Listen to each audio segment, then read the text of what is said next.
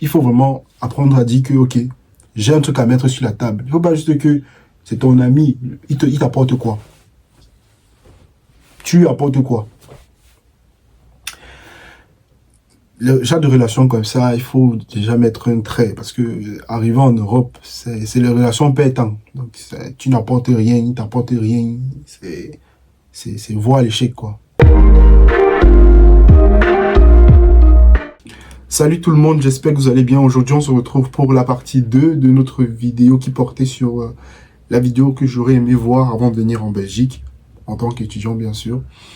Donc, aujourd'hui, on va faire cette partie 2. J'ai réfléchi sur des nouveaux points sur lesquels on va de plus en plus aller en profondeur, comme la dernière vidéo. J'ai vu qu'il y avait assez de commentaires sur la dernière vidéo et du coup, j'ai répondu à ces commentaires-là.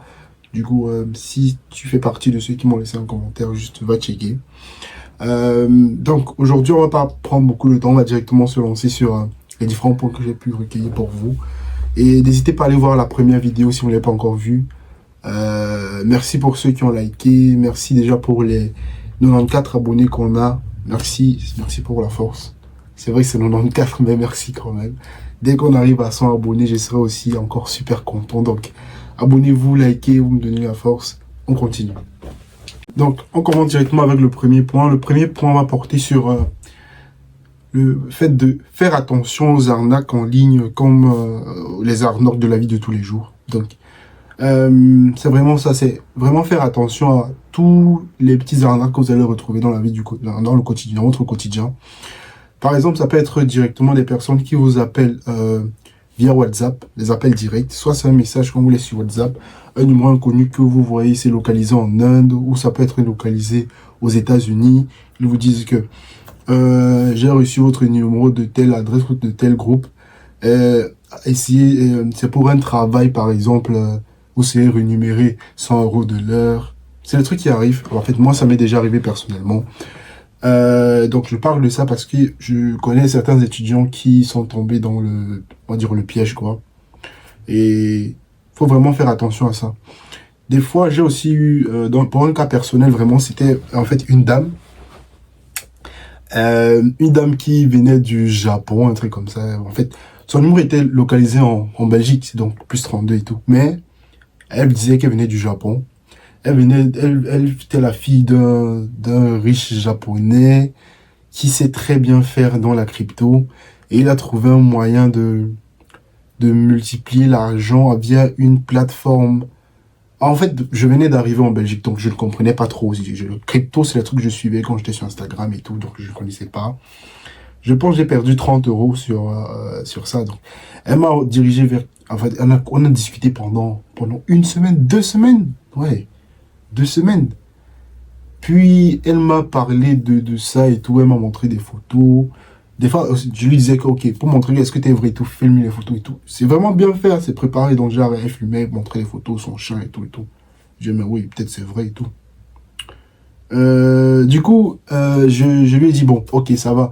Parle-moi un peu plus, parce qu'elle me parlait tout le temps, mais il ne forçait pas. Sincèrement, ceux qui font ça en Inde ou en Côte d'Ivoire ou en Guinée, c'est pas, dans le fin fond de l'Afrique et tout, des pays pakistanais, machin truc là, ceux qui font ça, bravo, parce que vous êtes très très fort. Ça, j'avoue, vous êtes très très fort pour nous entourlouper, quoi. Du coup, elle me donne la plateforme, elle dit que oui, c'est ici, tu vas gagner tout. Je mets d'abord 10 € pour vérifier. Et puis, dès que je mets 10 €, je reçois dans mon compte et tout. Après 2 jours, je reçois 25 €. Et elle me dit, ah ouais, c'est ça, ça peut marcher, tu vois, ça peut marcher. Du coup, je mets 20 € encore. Et dès que je mets 20 €, elle me dit, non, il faut mettre encore plus. Donc, genre, non, pour gagner plus, il faut mettre 500 €, il faut mettre 100 € et tout. Je mets 20 €, je lui dis que, en fait, comme je reprends, je dis, j'ai mis 20 €, puis elle me demande de mettre plus, genre 500 € pour avoir plus de bénéfices. Mais, je venais d'arriver, donc j'avais pas assez d'argent, il fallait que je prenne soin de moi, il fallait que j'achète des trucs et tout. Je venais d'arriver, quoi. J'ai mis 20 € pendant un certain long moment et tout, et puis elle m'a pu écrire. Je rentre sur la plateforme, je regarde et tout, ça ne s'ouvre plus. Je n'ai pas même pas me connecter avec mon compte. Et du coup, j'ai rapidement constaté que c'était de l'entourloupe, quoi. Et que si j'avais mis beaucoup plus d'argent, j'aurais perdu vraiment tous mes économies. Bon, c'était pas tous mes économies, 500 euros, mais j'aurais perdu une bonne partie de mes économies. Donc c'est un peu ça, il faut vraiment faire attention. Et j'ai encore une autre anecdote, c'est parfois quand tu cherches également le travail, tu pars par exemple, quand tu viens d'arriver, c'est compliqué de trouver un job. Tu pars postuler un peu de partout, tu postules dans les petits magasins et tout. C'est compliqué qu'on t'appelle, bon, je ne comprends pas. Moi, des fois, c'est maintenant que je reçois les appels des entreprises dans lesquelles j'ai déposé les dossiers pour les jobs étudiants il y a de cela 2 ans. Donc, c'est maintenant que je reçois dit que oui, est-ce que vous êtes encore intéressé, frérot? Ça fait 3 ans que je t'ai demandé de déposer mon dossier. C'est pas en 2025 que je suis intéressé pour un truc que j'ai déposé en 2021 quand même. Un job étudiant. Donc, calme, quoi. Il y avait un monsieur, quand j'étais pas encore sur Bruxelles, il y avait un monsieur je cherchais le job, hein. Je me postulais un peu de partout, je mettais mon numéro un peu de partout. Je reçois un appel d'un monsieur, il me paraissait un peu plus vieux, c'est pas 40, 30 ans. Il me dit, est-ce que tu peux passer chez moi parce que ma femme va voyager pour aller au Canada, sur l'Autriche, Canada. Est-ce que tu peux passer chez moi pour faire le nettoyage, parce que j'avais dit que je faisais le nettoyage, je pouvais nettoyer, faire la tondeuse, tondre et tout, le gazon et tout.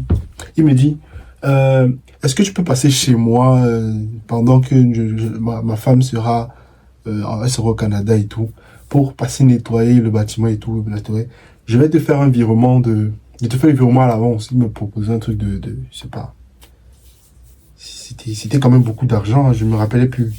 C'était quand même beaucoup d'argent. Je devais passer un truc comme 4 fois par mois pour faire le nettoyage. Il devait me donner un truc comme 1500 euros. Ouais, un truc comme ça, si je me rappelle bien. Du coup, il m'a demandé que il me fait il me fait un avancement. Comme ça, moi, je vois qu'il est une personne de confiance et tout. Et que je vais lui donner mon numéro de compte. Quand c'est arrivé comme ça, j'ai parlé à ma mère qui est ici en Belgique. Je lui ai dit que voici le truc et tout, il m'a proposé ça et ça et ça. Elle m'a dit qu'il faut que je fasse attention parce que c'est un truc comme ça. Elle m'a dit, bon, c'est pas grave, ça peut être une personne quand même vraie. Envoie-lui ton numéro un numéro de compte. Donc du coup, ce que j'ai fait, c'est quoi? J'ai créé un deuxième compte. Et je lui ai envoyé, il n'y avait rien dans ce compte, donc il ne pouvait rien retirer. Donc c'était un truc que j'ai créé, il n'y avait rien à l'intérieur. Je lui envoie le numéro du compte pour recevoir l'avancement de l'argent. Et nous sommes quel jour aujourd'hui? Nous sommes le 23 novembre 2025. Jusqu'aujourd'hui, je n'ai jamais reçu l'avancement. Donc, faites attention. Faites attention à ce que vous faites au message que vous recevez quand vous venez d'arriver. Donc, faites attention parce qu'il y a beaucoup d'arnaques en ligne. Quand tu viens d'arriver, j'ai l'impression que quand tu arrives et que tu changes ton numéro part dans la base de données des arnaqueurs en Inde, en Pakistan ou peut-être même aux États-Unis, on ne sait jamais. Donc, j'ai l'impression vraiment que dès que tu viens d'arriver, ton numéro de téléphone part directement dans une base de données très très chelou. Et on t'arnaque, on t'envoie des messages et tout.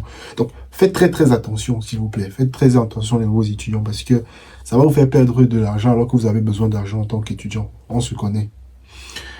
Donc, c'était ça le premier point. Je sais que je commence fort déjà avec des trucs un peu déjà forts. Donc, et la suite aussi, ça arrive. Parce que ça, c'est vraiment...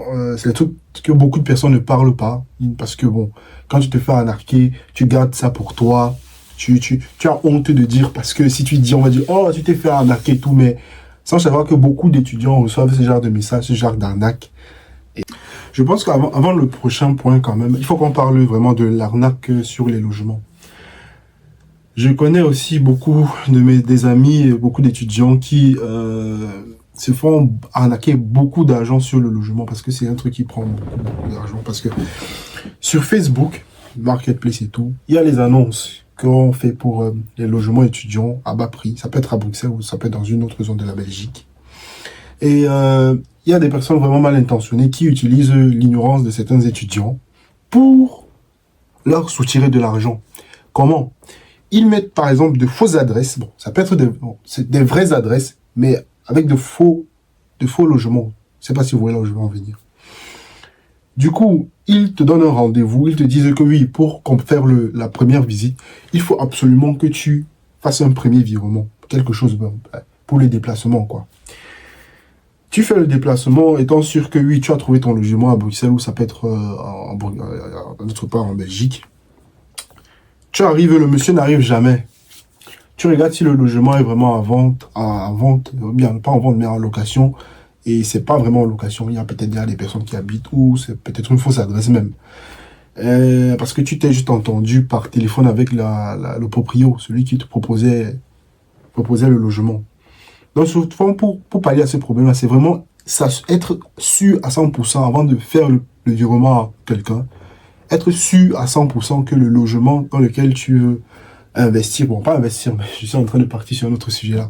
Le logement dans lequel tu veux vivre, bien, le logement que tu veux louer, soit réellement un logement à louer. Et que la personne qui te propose ça ne soit pas un féman, quoi. Donc, il faut vraiment faire attention, poser les bonnes questions. Avant de faire un virement, toujours faire des vérifications. Je ne sais pas si souvent il te donne directement l'adresse. Des fois, c'est souvent mieux d'aller même sans lui. Tu regardes où ça se trouve. Tu vérifies vraiment si c'est un truc à louer. Avant de dire que, ok, c'est bon, je reviens vers toi pour faire peut-être le virement, pour faire le déplacement et faire la première visite. C'est vrai qu'en Bruxelles, particulièrement, le logement part vite. Le logement étudiant, ça coûte d'abord très très cher et ça part vite. Bon. Nous voilà sur le deuxième point de la vidéo. Ce que les étudiants doivent comprendre quand ils arrivent en Belgique ou bien quand ils arrivent en Europe en général, c'est apprendre à profiter de l'opportunité que l'Europe les offre. C'est vrai, quand nous sommes au Cameroun, c'est compliqué de faire certains trucs. C'est pas pas d'investir. Pourquoi je parle toujours d'investissement? Mais peut-être je vais faire une vidéo sur l'investissement aussi parce que ça vient trop dans ma tête. C'est compliqué d'entreprendre, quoi. C'est compliqué de faire les choses parce que le système est mauvais, on te bloque, beaucoup de la méritocratie au Cameroun, c'est compliqué, c'est difficile. Donc, quand tu n'as pas souvent ces opportunités, en fait, c'est pas facilité, c'est pas facile. C'est possible au pays, c'est très très bien possible, mais c'est pas facile. Donc, du coup, quand tu viens en Europe, où il y a quand même un peu de facilité, même si tu es un étranger, où il y a un peu de facilité à accomplir certains trucs dans l'entrepreneuriat, il faut absolument profiter de ces opportunités. Et si tu arrives ici et que, par exemple, supposons au pays, tu avais envie de faire un petit business, c'est pas vendre des téléphones, je sais pas, proposer des téléphones et tout, vendre, je sais pas, des coques, c'est pas vendre même la nourriture, tu vois. Je sais pas, si tu avais une idée d'entrepreneuriat déjà au pays, ou bien tu as une personne qui naturellement aime entreprendre et que tu arrives en Europe, sincèrement, tu dois essayer de multiplier cet état d'esprit-là en toi, tu vois. Tu dois essayer de prendre les opportunités que l'Europe t'offre, parce qu'il y a des opportunités que l'Europe offre ici, pour essayer de pousser et entreprendre. C'est plus facile, c'est beaucoup plus facile d'entreprendre quand tu es en Europe, d'entreprendre quand tu es au Cameroun. Le problème, c'est quoi? C'est que quand tu veux faire un grand truc, moi, je parle d'entreprendre, c'est pas faire des trucs énormes, hein. C'est vraiment faire des trucs à l'échelle étudiante, quoi. Parce que tu es d'abord venu ici pour étudier. Tu n'es pas venu pour... tu étudies d'abord. C'est d'abord ça le plus important. Mais si à moins que ton entreprise que tu veux créer ou bien que tu mets sur pied grandisse et devienne un très très grand truc, oui, pourquoi pas.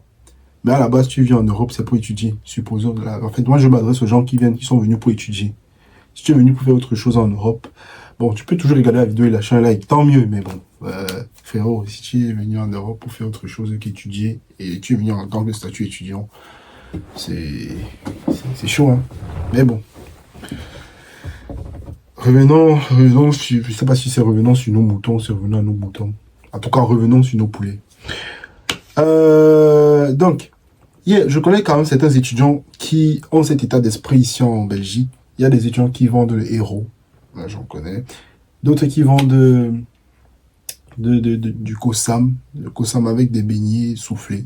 Ça passe. Parce qu'il y a les 2 zéros. Tu parles dans les 2 zéros. Tu as ton Kosam, tu as ton beignet soufflé et tout. Tu vas faire ton chiffre.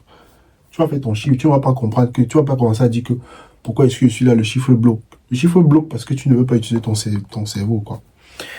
C'est vrai que des fois, c'est compliqué. Moi, j'ai essayé aussi d'entreprendre. Si vous êtes un peu ancien sur la chaîne, vous allez voir que j'ai essayé de créer des stickers. Et le projet, il a crash. Il a vraiment crashé. Donc, j'ai dû mettre un peu une petite pause sur le projet de sticker. C'est vrai, j'ai toujours les machines et tout, je sais encore tout faire, mais pour le moment, avec les études que je fais qui sont assez un peu rudes, c'est un peu compliqué de mettre assez de temps sur le projet de sticker, ce qui me prend beaucoup de temps. Et c'est pas assez rentable. Donc, si tu fais un projet, c'est pas rentable, autant mieux. Si tu ne sais pas comment le rendre plus rentable, autant mieux l'arrêter, quoi. Donc, c'est ce qui s'est passé dans le projet des stickers. Présentement, je fais aussi dans les ventes de maillots. Donc, si tu es à Bruxelles, que tu es intéressé par des maillots de football, je vais peut-être présenter mes maillots ici. Mais si tu es intéressé par les maillots de football, tu peux me contacter et puis je te fais ça. C'est pour floquer, maillots du PSG, du Barça et tout ça. Je peux te trouver des maillots. Donc, ça, c'est la partie pub. Également, il y a des étudiants qui font aussi dans le service en ligne. C'est pas, si tu as quelque chose en tête et que tu veux partager, tu peux créer ta chaîne YouTube comme moi. Si tu as un truc à partager, c'est une entreprise. Ça, c'est l'entrepreneuriat.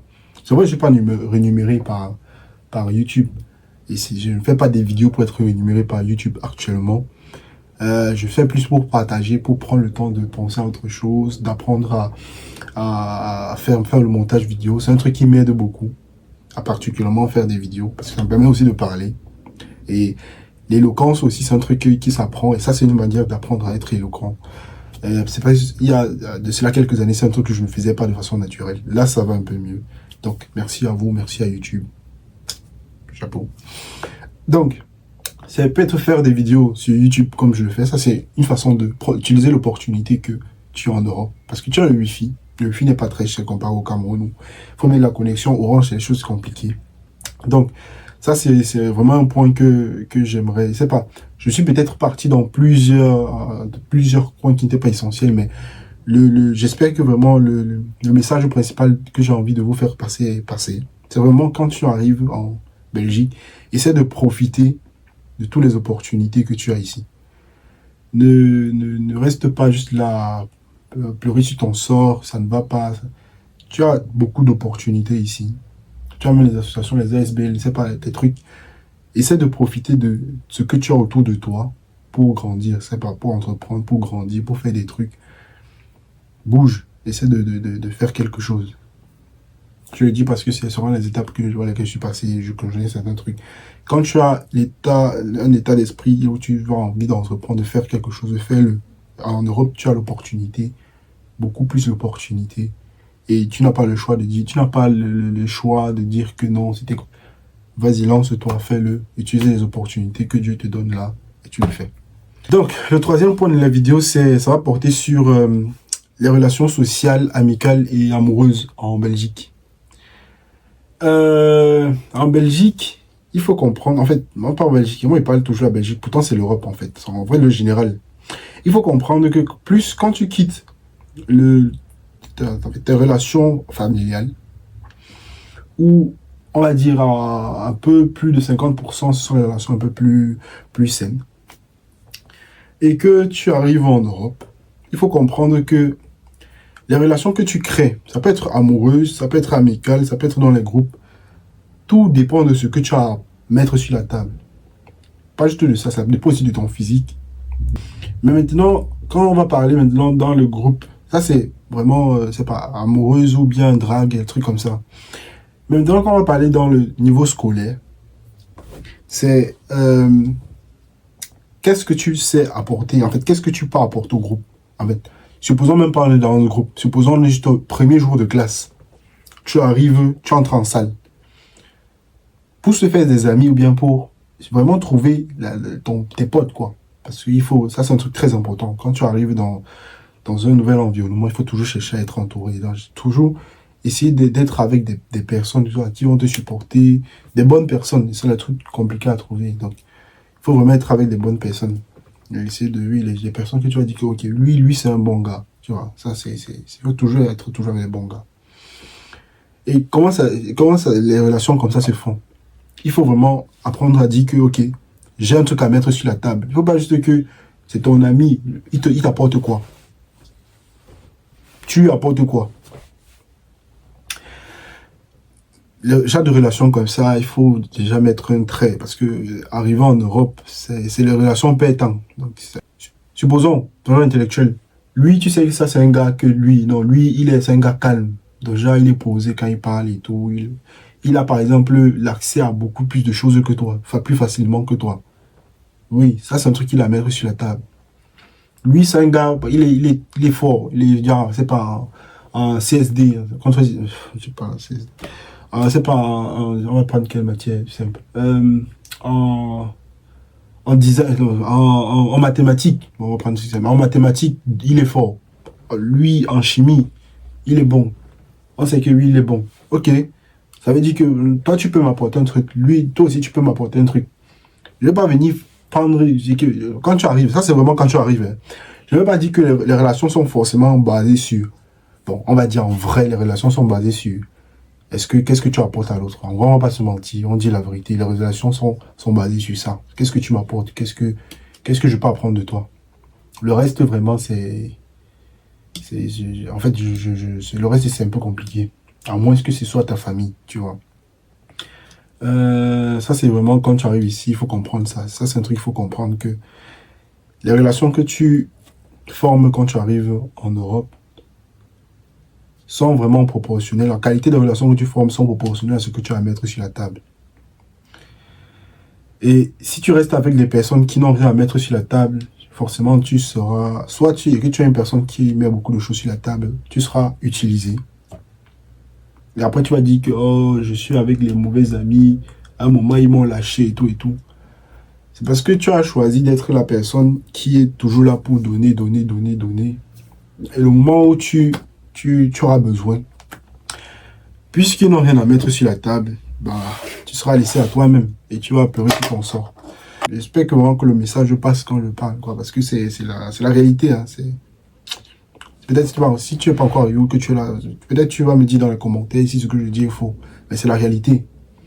Les relations, que ce soit amoureuses, amicales, même quand on demande de faire des groupes pour faire un projet en classe et tout.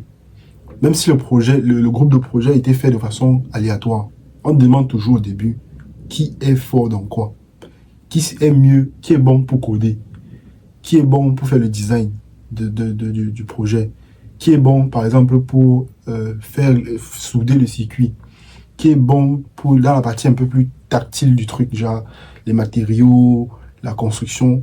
On essaie toujours de faire ça, oui, pour savoir, ok, est-ce que ça va marcher ou pas. Quand on demande de faire les groupes à l'eau aléatoires, je connais une personne qui était bon, par exemple en C, en Python. Avant de venir même en Belgique, mets dans ta tête que tu dois apprendre à développer certaines capacités que tu as, ou bien que tu n'as même pas. Apprends à les développer parce que ce que tu ajoutes, les différentes aptitudes que tu ajoutes à toi, en fait, que tu te donnes, c'est ça qui va déterminer, en fait, c'est ça qui détermine les relations, bien les groupes, le type de groupe que tu vas former. Apprends de nouveaux trucs. C'est pas, si tu ne connais pas coder, apprends à coder. Tu vas voir comment tu seras le meilleur dans tous les groupes vont vouloir être avec toi parce que tu sais coder. Apprends à designer, à dessiner, faire le design, c'est de façon rapide, propre. Tu vas voir comment tout le monde sera auprès de toi pour dire que gars, viens dans mon groupe. Apprends à coiffer. Tous les potes seront avec, gars, j'ai besoin que tu m'aides à coiffer. Et ça te fait ton business. Donc, apprends, c'est pas, apporte-toi il faut apprendre à se donner des valeurs parce que les relations que en grandissant, les relations que tu fais dépendent des valeurs toutes les valeurs que tu t'es données auparavant. Donc, on va me dire ça, c'est vraiment le truc. Apprends, donne-toi des valeurs pour avoir de bonnes relations. Le quatrième et le dernier point de cette vidéo, on va essayer de faire très long. Le quatrième et dernier point de cette vidéo va porter sur le fait d'éviter, de vraiment éviter de se comparer avec les autres. En fait, les comparaisons avec les autres étudiants, que ce soit les étudiants qui sont déjà au Cameroun, dans d'autres pays. Il faut vraiment éviter de se comparer. Même les étudiants qui sont avec toi dans ta propre classe. Évite de te comparer avec eux. Parce que tu vas te rendre très rapidement que ici, chacun a son couloir. C'est pas on peut être ensemble, on peut être amis, on peut être potes et tout, on se raconte bien des bars et tout. Mais à la finalité des choses, chacun a son couloir. Tout le monde n'est pas étudiant étranger ici. Tout le monde n'est pas ton ami. Tout le monde ne veut pas forcément ton bien. C'est vrai, il y a toujours les bonnes personnes. Moi, j'en connais, il y a les bonnes personnes. J'en connais très bien. Mais tout le monde ne veut pas ton bien. Tout le monde ne veut pas que tu réussisses plus qu'eux. Il y a beaucoup de gens qui ont du mal à voir des personnes réussir plus que toi. Donc, il faut éviter de faire des comparaisons, de dire que, ok, lui, il a fait ça. Lui, il est ici, il a tel point, il fait... Est-ce que moi... Ça, c'est vraiment de se mettre des bâtons dans le roue alors que ta roue marche bien, quoi. Tu es en train de te complexifier les choses. Et tu vas voir qu'en allant à ton rythme et tout, tu ne seras pas brusqué, tu seras toujours à l'aise, tu n'auras pas de problème. Quand tu sais que tu pars vraiment avec tous les armes que tu as, sans te donner les armes imaginaires pour des combats dont tu n'as pas les armes. Tes armes étant les armes imaginaires. Et tu pensais que tu pouvais le faire alors que tu ne peux même pas le faire parce que tu n'as pas les armes. Mais je suis en train de devenir philosophe car... Comme je disais, il faut vraiment se fixer, fixe-toi tes propres objectifs, lève les objectifs des autres. Je prends un exemple simple. Supposons, tu viens d'arriver. Je prends mon exemple même. Je venais d'arriver et tout. Je reçois un message, non, un appel, j'étais causé avec mes cousins et tout. Il me dit, fils, tu vois, c'est comment là-bas en Belgique et tout. Je vois que quand les amis qui arrivent aux États-Unis, en France et tout, ils ont déjà la voiture. Ça fait 2 ans que tu es en Belgique. Tu n'as pas la voiture et tout et tout. Je dis que gars, c'est chaud, frère. C'est chaud. Ceux qui ont la voiture, tant mieux. Je connais, ils ont la voiture, mais gars. Je connais ceux qui n'ont plus la voiture maintenant. Ça fait mal. La voiture, c'est pas quelque chose qu'on prend parce que pour les blagues, peut-être que tu prends ça parce que, ok, j'ai la voiture, ok, il y a les go, machin, truc et tout, mais gars, à long terme, ça fait mal aux poches. Ça fait bien mal aux poches. Seulement le permis, ça coûte combien? Seulement faire le permis, c'est compliqué, hein. C'est vrai, il faut faire son permis. Je vous conseille, faites votre permis. Faites votre permis. C'est très, très important. Faites-le le plus tôt possible, mais à votre rythme. Faites, ne sais pas, ça peut être le permis, ça peut être toute autre chose. Faites-le, mais à votre rythme. Ne vous mettez pas, ne vous donnez pas les armes imaginaires. Ne vous inventez pas que, ok, aujourd'hui, par exemple, je suis parvenu à toucher 1000, 1500, 2000 euros. Il faut que je m'achète la voiture. Papa, ça va te couper directement au cou. Ça va te caler au cou, tout ça après. Parce que tu vas acheter la voiture, il te faut payer le parking, il te faut payer l'assurance. Frère, mais, gars, tu es étudiant. Concentre-toi sur ce que tu es venu d'abord étudier. Le temps qui va arriver pour ça va arriver quand tu auras les dos pour faire ça, quand tu auras assez d'argent, quand tu auras la possibilité, ou quand tu seras dans le besoin. C'est même quand tu es dans le besoin de faire un truc comme ça que tu fais. Tant que tu n'es pas dans le besoin, ne te lance pas dans les choses qui vont te dépasser après. Après, tu seras dehors, parce que je connais les combis qui sont là. Est-ce que tu peux me faire le virement? Est-ce que tu peux me prêter? C'est pas logique, tu vois. Vraiment essayer de faire les choses au bon moment, à ton rythme, posément. Il n'y a pas de pression. Il n'y a pas de pression. S'il y a les gars prenons le gars scolaire, s'il y a les gars qui sont déjà, tu as laissé au pays, et là, présentement, ils sont amarrés, fini, tout, machin, truc. Gars, c'est leur vie. Ne te mets pas la pression. Tu es venu, tu as de nouveaux objectifs, tu as de nouveaux problèmes. Tu as de nouvelles choses à faire. Tu as de nouvelles pressions. On va dire le petit point bonus que je pourrais dire, c'est pour les étudiants qui viennent d'arriver, c'est vraiment essayer de bien prendre toujours soin de vous, de ne jamais vous laisser abattre par une situation. Si ça ne va pas et tout, appelez votre mère ou bien appelez votre mère, votre père ou votre papa, maman et tout. C'est vraiment ça, c'est un bon moyen d'éviter d'aller déposer l'argent chez le psychologue ou de passer la nuit à pleurer. Appelle ta mère, tu lui expliques ton problème. C'est la meilleure psychologue que tu peux avoir. Appelle ta mère, si elle ne va pas, tu l'appelles. Ou priez ensemble. Tu vas voir, tes problèmes vont se régler. Donc ça, c'est le petit truc bonus que je voulais vous donner avant qu'on se laisse pour cette vidéo. Merci vraiment de m'avoir écouté. Ça, c'était vraiment les 4 points pour la partie 2 de la vidéo que j'aurais aimé voir avant de venir en Belgique. Je sais, je suis parti dans beaucoup de détails, raconter des choses et tout. Mais bon, je me sentais un peu à l'aise aujourd'hui, c'est ce que vous allez voir. La plupart des temps, je suis pas je bouge pas beaucoup dans mes vidéos, mais je pense que je vais un peu changer, essayer de parler un peu plus de choses, de mes trucs personnels, quoi, pour que ce soit un peu plus vivant. Donc, c'est ça. Merci vraiment d'avoir été là. Je remercie tous ceux qui se sont déjà abonnés à la chaîne. Merci, abonnez, continuez à vous abonner. On atteint bientôt les 100 abonnés. Il manque juste 6 personnes atteignent 100 abonnés. Ça me fait passer un cap. Et je sens que oui, il y a des personnes qui écoutent et voient mes vidéos. Merci beaucoup à vous. On va pas essayer de faire très long.